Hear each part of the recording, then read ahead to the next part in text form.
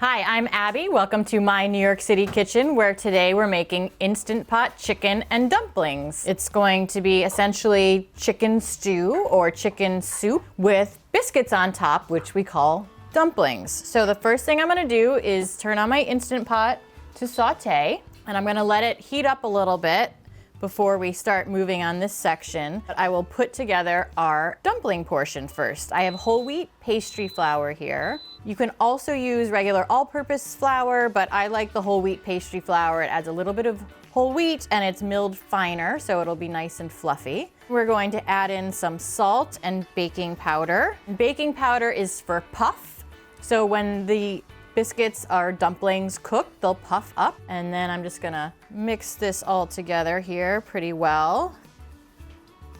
A cup of whole milk, and I'm gonna add it in a little bit in stages and just make sure that it incorporates nicely.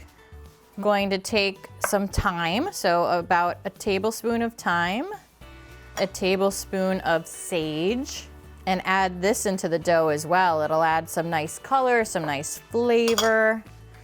And we're gonna incorporate all of this together. I also have 2 tablespoons of melted unsalted butter that I'm gonna add in here. We're gonna slowly incorporate all of that too. Okay, I'm gonna leave this for a second, and now this should be heated up pretty well. I'm gonna put in some canola oil, which has a neutral flavor. And then I'm going to start to saute our vegetables. So first I will put in some onion. You can hear it sizzle. Some carrots, some celery, and some potato. So everything we've chopped into bite-sized pieces. So kind of a little bit bigger than a small dice. We want to make it chunky enough, but not that people have to actually use a fork and knife to cut through vegetables. I'm gonna put in some more salt and some pepper. And if you put the salt in when you are sauteing vegetables, it helps to leach out the water. We're gonna add in our garlic. Saute that for about another 30 seconds.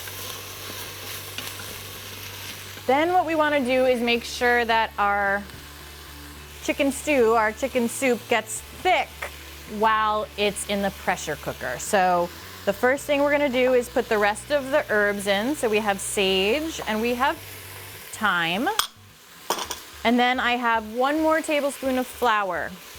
We're gonna add that in, and what that will do is help to thicken up the liquid a little bit once that's in there.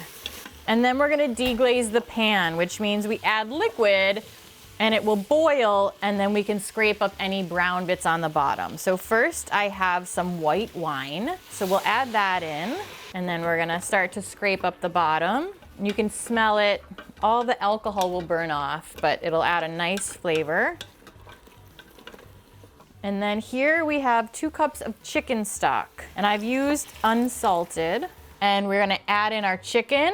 We've cut this up into bite-sized pieces as well. Our one last thing here is some frozen peas.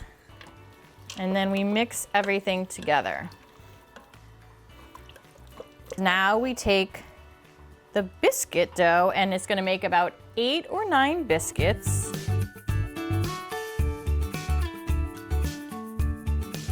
Okay, so now here's the rest of the Instant Pot part. We're gonna turn it off.